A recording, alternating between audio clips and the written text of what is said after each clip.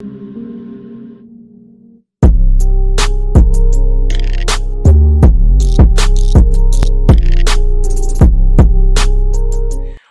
is good, everyone, and welcome back to another episode of the WeSportin podcast. And today we have a new guest. We have Tim. He's a Boilermaker from Purdue, longtime friend of mine. And of course, we got Drew as well.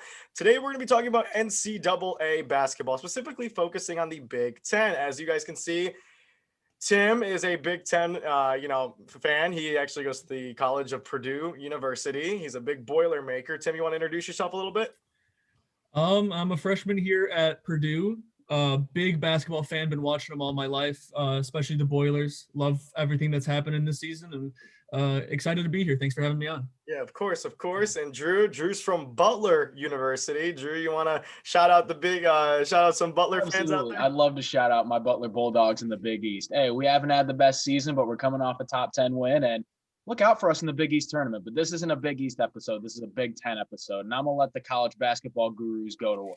All righty. So, guys, today we're going to be talking about teams that overachieved and underachieved and who are surprisingly achieving well for them. So we're going to start off with the underachievers first. And I think Tim really wants to get into this one, the team that underachieved this season. So, Tim, take it away with the underachievers.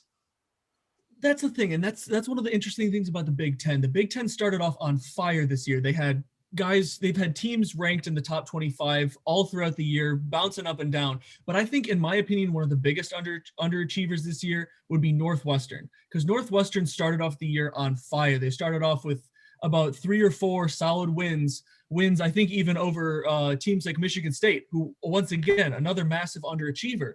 So they started off on a massive win streak, and then all of a sudden dropped like 7 games in a row. And with the promise that they had starting the year, it was really shocking to see, because they dropped all the way down. They dropped all the way down second to last in the conference. After starting off and they had a top 25 ranking in the first couple of weeks, they had a massive drop off sometime mid-year. Mm-hmm.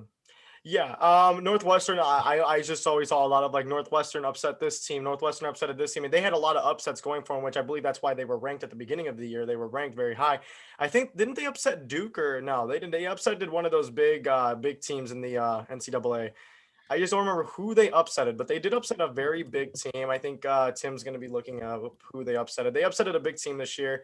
Another team that I do want to say that underachieved this year, I will maybe – Tim will, kind of get on this as well. Drew, you can go on as well. I'm going to say Indiana underachieved heavily as well. Indiana came out firing, and they have been amazing. They're a team that either does really good or they're really bad. They're not like amazing. And I believe a couple nights ago they blew that big lead against Rutgers after being up 20 points. And they just bombed that lead, and then Rutgers ended up taking the game away by 20 points. I think just Indiana, what they don't have this year, and I think they've been lacking since the departure of let's say Victor Oladipo back in those days. If you guys can relate to me on those days when Oladipo played for him, they've been lacking that elusive player who can kind of spark their offense up. Basically, they don't have that key player, and they're very inconsistent too. And I think a lot has to do on the head coaching. They have a lot of great guys on there, but I do think it comes down to the head coaching of that team. And I think that's kind of why they've underachieved this so much this season. Absolutely. And talking about Northwestern, you're talking about that big win. They upset Ohio State at home earlier on in the season. Yep, it was a 71-70 win, and that was a big win. They also upset Michigan State when Michigan State was still ranked. So they had Michigan State was still relevant. Yeah, very true. So they had those 2 really solid wins at the start of the year, and that's what got them a little bit of a name for themselves. Mm-hmm. But then they fell off hard. But you were talking about Indiana, and I'm completely astonished with what has happened to Indiana basketball, mm-hmm. because ever since Archie Miller's taken over, the environment there has just been absolutely in the tank. Because that's the thing, they have talent. They have some incredible talent. Like, obviously, Trace Jackson-Davis has shown his prowess. He's their leader in points per game, rebounds per game, and blocks per game. 19 points a game. He's dominated. He's made himself in the conversation for, I believe it's Karl Malone, power forward of the year, yeah. Of the year in the nation. I mean, he's absolutely in that conversation. He leads the entire nation in free throws. He gets to the line more than any single player in the entire nation. But the problem is he has no help. When he goes out of the game, they've got nobody on that floor other than occasionally Al Durham when he's on. Al Durham, when he's on, he can handle some of the offensive load, but their entire offense goes through Trace Jackson Davis. And I think what some teams have found is when they go at him on the offensive end, where they can potentially get Jackson Davis in foul trouble, put him on the bench for a while, that's when teams start going on runs and take the lead. Because, and we've seen this in a couple of games so far, I believe it was against Rutgers and Michigan State. Both games, IU started off in the game fantastic. They got off to like 10, 15-point leads in the first half. Problem was teams went after Trace Jackson Davis. He got on the bench, was out for a couple minutes. Teams start going on their runs of their own. Either they ended the half as a much closer margin, or even the case, I believe, Rutgers took a 15-point lead that IU had in the with 10 minutes left in the first half, turned it into like a 2 or 4 point lead going into halftime. Yeah. It was like the insane turnarounds when Jackson Davis goes on the bench. It's hard to recover from when he gets back in. Yeah, very true. Oh, Tim. Oh, Tim. So now let me ask you What? guys both What this. was And I know You have so much information that you just spew out. Glad to see that nothing has changed, that you just don't stop. Yeah, But so for me to speak on Indiana for a bit, yeah. I am not as knowledgeable at college basketball as Nico is or Tim is, but I've really started following like over the past couple weeks. And like a couple weeks ago, Indiana was in a pretty solid position to make the tournament. And then they dropped a couple horrible games. I mean, Tim, I remember we were talking about the Rutgers game as it was happening. That was very fun for you, as I can imagine, being It's been fantastic. And then obviously Michigan State beat them in East Lansing, I believe, and essentially now doomed IU's chances, barring a major performance in the Big Ten tournament, which, quite frankly, how stacked the Big Ten is, I don't see that from this Indiana team. Exactly. And I feel like they could finish the year on a losing streak, and because of that, they can miss out on the tournament entirely. Let me ask you guys this. Obviously, we all kind of grew up watching Indiana. I mean, we're all in that, in around the Indiana, area where we all could, sit there. We all can watch a Hoosier game. Now, what have they been lacking? Because I know that they've been lacking consistency, but what do you think it is? Do you think it's coaching? Do you think it's player recruiting? Or do you think it's how they utilize their offense or defense? What is their biggest problem? For me, I think it comes down to simply one word: leadership. Comes in the coaching staff and on the floor. Because as I said, ever since Archie Miller took over, things have not been the same environment with Indiana basketball. They've missed they've missed 2 tournaments in a row, 2 national tournaments in a row. You never saw that under Tom Crean. And as much as Tom Crean struggled in some big game situations, he provided some consistency for that IU program. And when it comes to the floor, you've got guys like Trace Jackson Davis. He's a sophomore. He's had a breakout season, but he's not necessarily that team leader. What they need is, I feel like they need a floor general to complement Trace Jackson Davis. Jackson Davis is going to go out. He's going to get you points, rebounds. He's an absolutely explosive player, but they need somebody to be able to complement him when they need like a one-on-one key basket and they're double teaming or guarding Jackson Davis that hard. They need somebody else they can go to. And right now, Al Durham hasn't been that for them, at least not consistently. And neither the biggest name that has been a complete blowout for them this year is Rob Finney. Rob Finney is a junior. He's one of I would say, the most consistent players on that team when it comes to returning. He's had experience. He's had numbers previously, but this year he's struggled. He's shot only 27% from 3. He was known for being one of their big shot players from behind the 3-point line. Without him shooting well, they're not a very good team. Yeah. That's very true. I mean, you touched on everything that, for Indiana's biggest, issues and all that. But now let's transfer over to the overachievers, teams that we did not think were going to do this well, do this amazing and whatnot. So let's start it off. My first thing, and you guys are probably think, oh, well, they have this one guy. I think Illinois kind of overachieved the season. No one thought Illinois was going to be where they are now. I mean, right now we're sitting at a record 19-6. They're ranked, ranked 4th. They just beat Michigan, so they're probably going to be ranked now a little bit higher. But I think the biggest name we do need to talk about in the Big Ten, and I think this is the biggest player, is Ayu Dosunmu. I don't know his name. Ayu Dosunmu. He's quite a player. Yeah, I mean, shooting 21 points per game. 49% from the field. I mean, this man is a wrecking ball. I mean, he is an amazing shooting 40% from 3, which I believe is amazing. I think what's going to be the problem with them in the in the NCAA tournament is just going to be the lack of maybe experience. Illinois, we all know, is Illinois has been that team that either has one really good year and they'll have exceptional numbers and they'll do great and they'll make the tournament as like a 9, 10, 12 seed. And then there's years where you don't even hear about Illinois at all.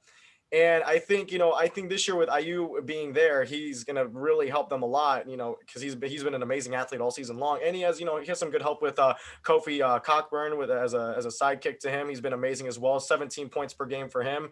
And then they got Trent Frazier as well, averaging 10 points as well. They have a good supporting cast helping him out. Now, determining how far they're going to go, though, is the real question for their tournament. It's going to really test the team that they are. Personally. Well, the thing about me for the Illini is, like Nico, I did not nearly expect them to be this good. Mm-hmm. I thought they were just going to be like a middling of the pack Big Ten team. But here they are, like you said, 19-6, just took down Michigan, who that was completely unexpected on my part because Michigan's just been a juggernaut all year. Mm-hmm. I believe that's only their second loss on the season. Michigan was second ranked in the nation. And one thing that was really a headline, they did it without Ayu Dosunmu. They did it without him. Kofi Cockburn and Trent Frazier really picked up the load when Dosunmu was out. Yeah. So, and I feel like especially that performance in that game against a team like the Wolverines really proves that Illinois, when it counts, they can step up in big games. And that is going to absolutely pay dividends in the NCAA tournament.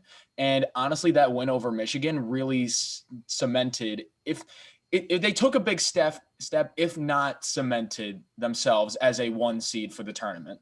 Oh, no doubt. Oh, absolutely. Yeah, I don't think Michigan will be a 1 seed anymore after that loss, personally. Really? No, really? That's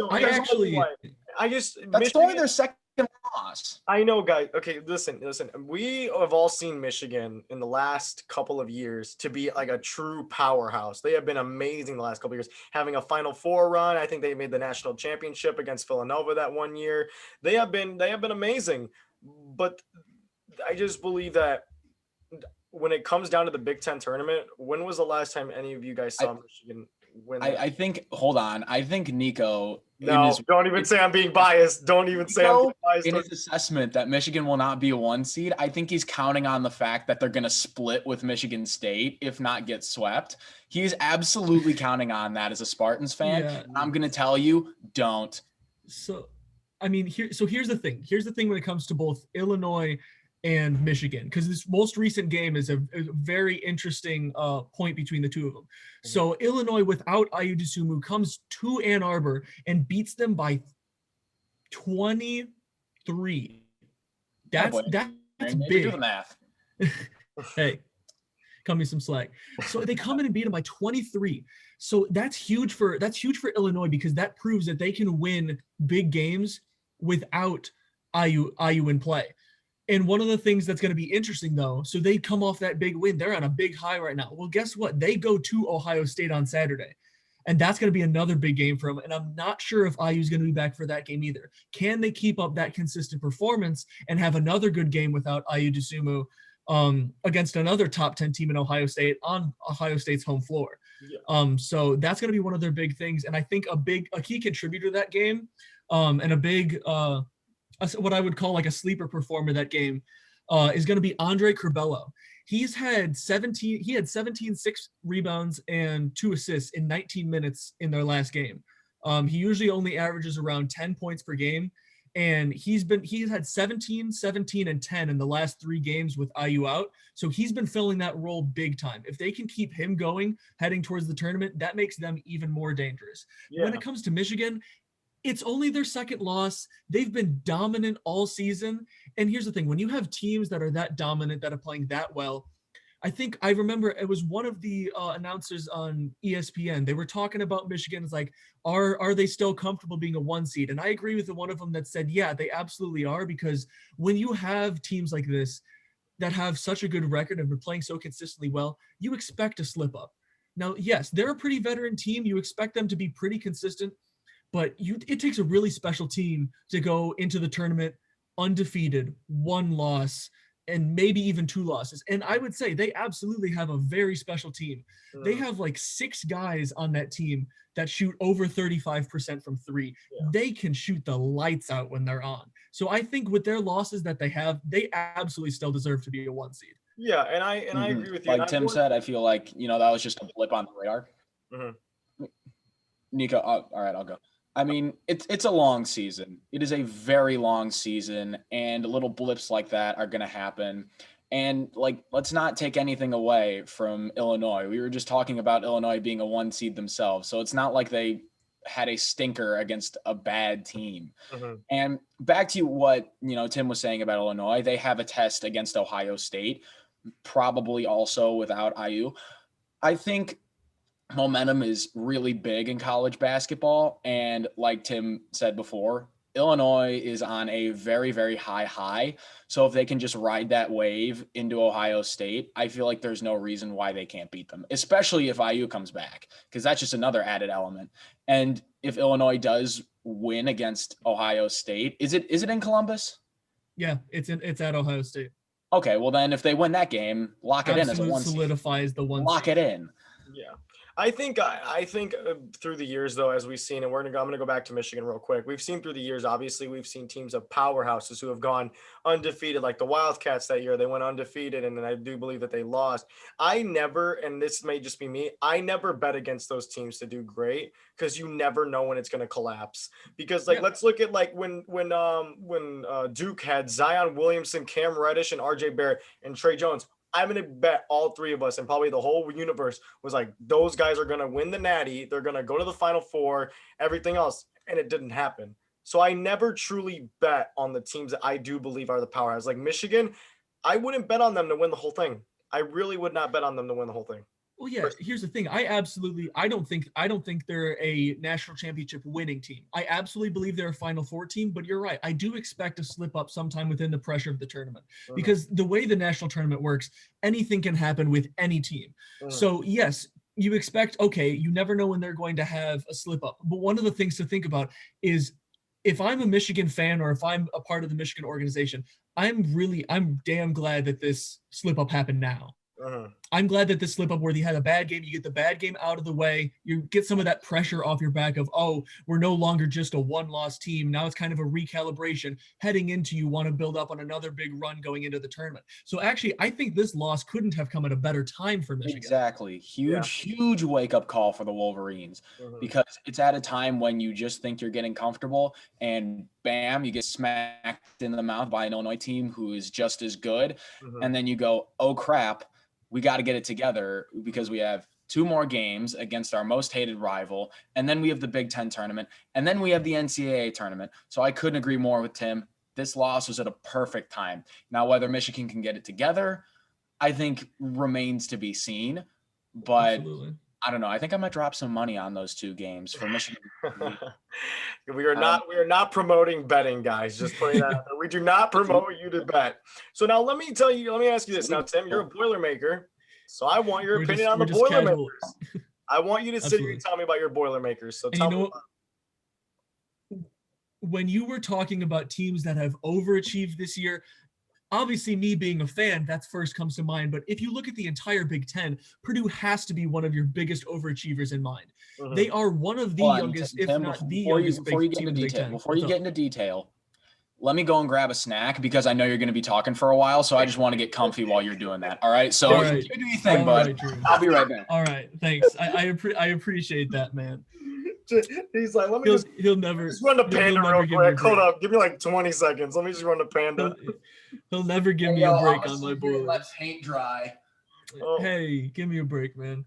I mean, I love my Boilers, so I've got a lot to say about it. Yeah, I mean, they've been good 17-8 this year. Trevon Williams has been amazing for you guys. I'm looking at his stats right now. 52% from the field. Would you look at that? But does not he's a big man, I'm going to assume.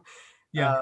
0 for 3 from threes this year. So let's not hopefully it's safe to say that he belongs in the paint rather than behind the 3-point line. Yeah, Trevion's been fantastic for him. I'm gonna give them this. Got my taqueria chips. I'm ready to go. Tim. I'm gonna ask buddy. I'm going to ask Tim a couple questions about the Boilermakers because I know he's a big Boilermaker fan. So I'm going to make his day and ask him some questions about his favorite players of all time. So, Mr. Tim, who do you think in the last 10 years is your favorite Boilermaker basketball player in the last 10 years? That's tough because obviously you have a lot of the big name guys. Like, I mean, one of the biggest ones that comes to mind, Robbie Hummel did some great things here at Purdue.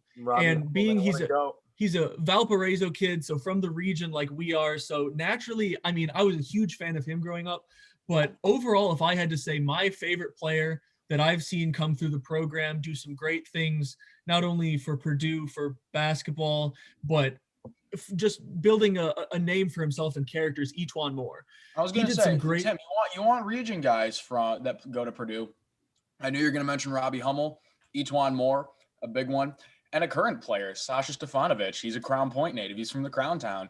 So Absolutely. we got a lot of region ballers that go to play for the Boilermakers. Before I say anything, but why not Carson Edwards?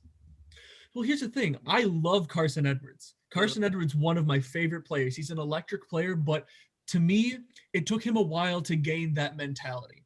He's had a lot of talent. He's had a lot of things. He had a lot of things going for him. He had a lot of upside, a lot of potential. But he struggled a little bit with what I would call some shot choice issues.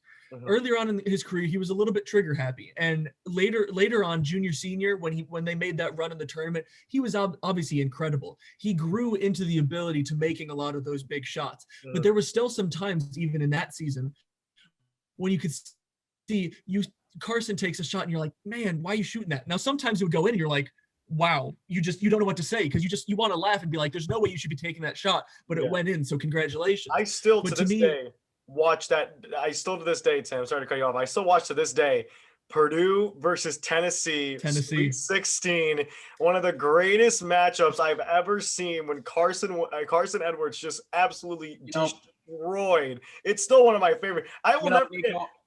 I thought for a second you were going to say when Purdue lost to, who was it? Arkansas, Virginia? Little Rock?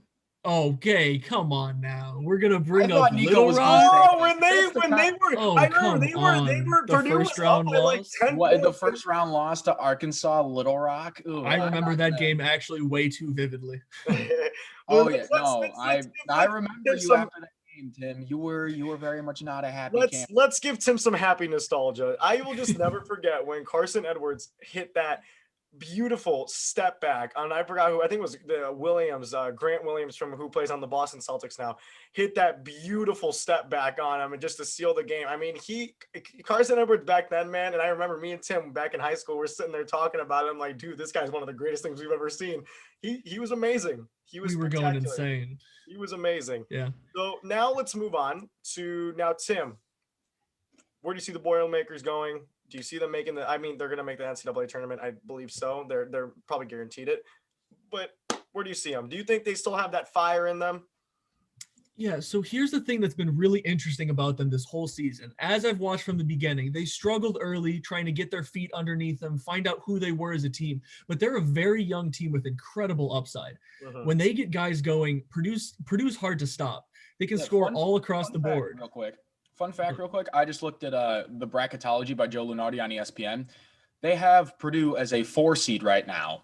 Yeah, they have them at a 4 seed against Winthrop.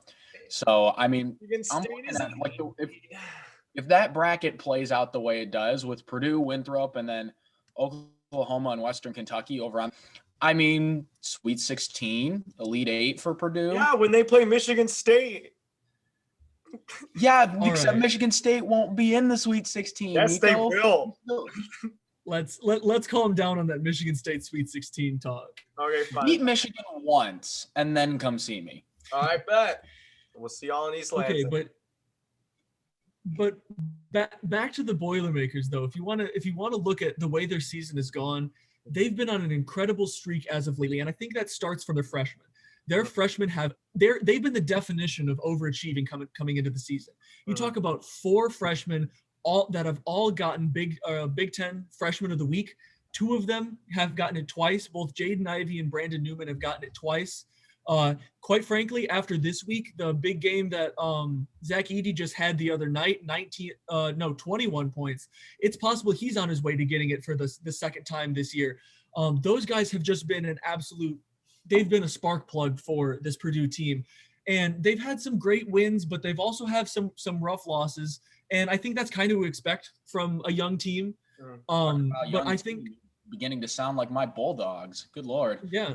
We have 3 freshmen starting. Yeah, absolutely. And at one point, Purdue had 2 or 3 at a time.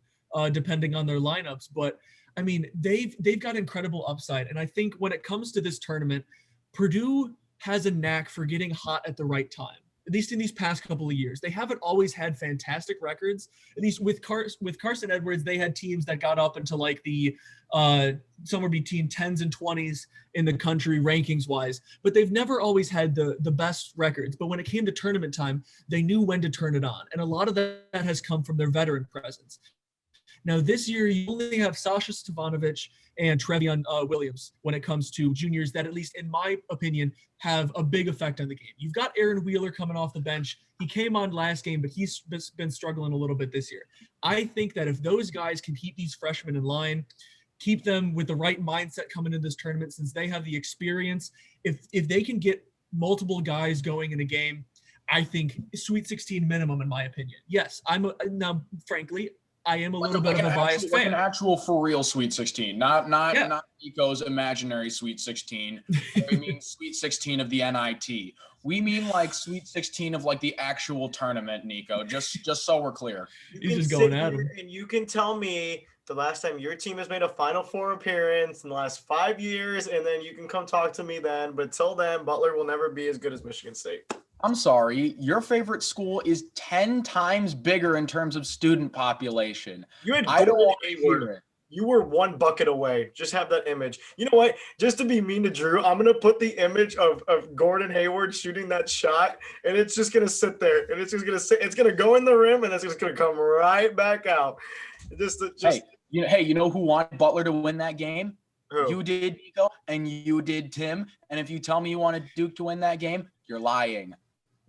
Does anybody really want Duke to win many tournament exactly. games, unless you're a Duke fan? That's true. All right, guys. And last question before Hey, Nico, when was the last time you guys went back-to-back Final Four? Anyway, so next question, guys, real quick before the video ends. I do have Exactly. Shut your face. And eat my chips. Big Ten tournament coming up soon. We all know it. Who are you guys picking to win? Just one answer. Who do you guys got? That's such a complicated question. That's a very open-ended question. It's stacked. There's a lot of good guys in there, but guys are. I could be basic and say Gonzaga because Gonzaga hasn't lost yet, but they're bound to slip up eventually. Big Ten tournament. Big Ten. Oh, Big Ten. My bad. Big Ten. You're talking about the whole thing. Yeah, no, that'd be a loaded question, but no, we're sticking truly with the Big Ten tournament here. And I think when it comes to that, here's the thing: anything can happen. Matchups get to be interesting when it comes to It's true. Who plays who before you get to the championship. But if I had to say who comes out on top in this one, I actually think Illinois is going to come out on top. Really? I think that they're riding on a high, and I think it really depends. I think it depends what they do in this game on Saturday against Ohio State. If they can beat Ohio State at their place, perhaps even significantly, somewhere between like a 7-10 point win, I think they're going to be in really good shape with getting Ayo Dosunmu back, getting all of those guys who are playing some of their best basketball at the right time heading into the tournament. Obviously, they're going for the double bye. They've only got to beat 1-2 teams, and I think I really think the Big Ten championship will be theirs. You know, I could be basic and just say, oh, yeah, Illinois got it too, because obviously, Illinois has the highest momentum right now. But I feel like a team that we are all forgetting. What about Luka Garza and the Hawkeyes? What about them? No. Have they gone somewhere, or are they still not a top 5 team? Who says they can't win? I feel like they've really flown under the radar as of lately. Like with Michigan, Michigan State, Illinois, Ohio State, Purdue getting a lot of attention in the Big Ten. Iowa's just been quietly doing their thing, winning games, and a top 5 ranked team in the nation. I mean, so who says I'm going to be bold and I'm going to pick the Hawkeyes to win the Big Ten tournament?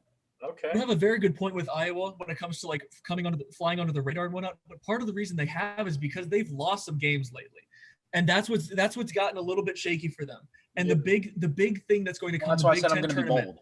Yeah, well, no, and that's absolutely fair. The big thing when it comes to the Big Ten tournament, how are teams going to guard Luka Garza? Because when Luka Garza has had a bad game, Iowa has proven pretty much day in and day out that there's typically against a good team, which they're going to face in the semifinals and championship if they make it of the Big Ten tournament. You're going to be facing some good teams, and against good teams, the rest of Iowa's team has not been able to show up enough to beat top teams like Illinois' rest of team has shown up to beat a team like Michigan without Ayu Dosunmu. That's the reason why I would take Illinois over Iowa. All right. Fair enough. You guys are going to be shocked by my pick because I am picking neither one of those teams, actually. And I'm going to go with the sleeper team. I'm going to pick Ohio State to win the whole entire Big Ten tournament. Thank God. Thank God he didn't pick the Spartans. I was so worried he was going to say Michigan State, and I thought we were going to have 5 minutes. As much as I want to sit here, guys, and look at the camera right in front of me and tell you Michigan State's going to is going to win the Big Ten tournament, I would be lying to all of you. You can't say with a straight face that it's going to happen. No, and it's not going. I'm at least glad you're able to admit that, Nico. Going to the Sweet 16. I will give it to it. We had our run. We had our fun. We're not going to be good this year. If we make the tournament, God bless America. Okay, if we do make it, you got a future. The team has a future. Yeah, Rocket Watts. I mean, we're doing great. But at the end of the day, I like Ohio State's chances. I believe that team has also been a very big sleeper as well. No one really expected Ohio State to be where they are now. I mean, EJ Liddell has been amazing. DeJuan Washington Jr. has actually been one of my favorite players to watch, and in the Big Ten, and those guys have been great. So I personally would not be surprised. And on a completely different note, these taqueria chips are absolutely flame. They're gas. They're fire. I have been enjoying them all episode. That is enough with WeSportin food reviews. All right. On that note, I think we'll wrap it up, right, Nico? I've got one final thing to say about Ohio State. All right, let's hear it. My bold prediction for this Big Ten tournament. I'm not exactly sure how the brackets filled out right now for the Big Ten tournament. If Ohio State plays Purdue a third time in the Big Ten tournament, Purdue will complete the 3-game sweep and knock them out of the Big Ten tournament. Purdue has Ohio State's number, and because of that, the reason for that comes down to Purdue's front court. EJ Liddell cannot have big games against the dominant Purdue front court that they have in big men.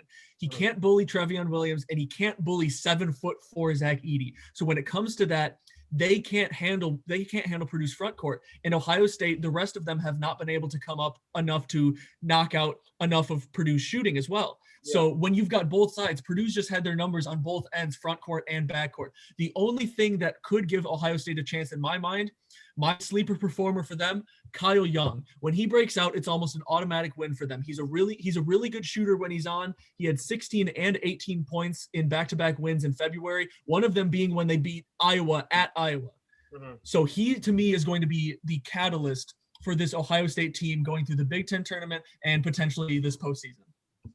Well, guys, Tim said it, man. That wraps it up for today, and hopefully our predictions are right. So thank you guys for watching today. We're going to be coming out with more NCAA. If you guys want to see more of Tim or want to have Tim back on, now, we're going to hope Tim can come back for basketball. He has the knowledge for it, and I love that. So if you guys are done, I'm going to wrap it up. So thank you guys for watching. I'm going to leave actually Tim's all social media. If you guys want to go follow him, look how awesome he looks and all that.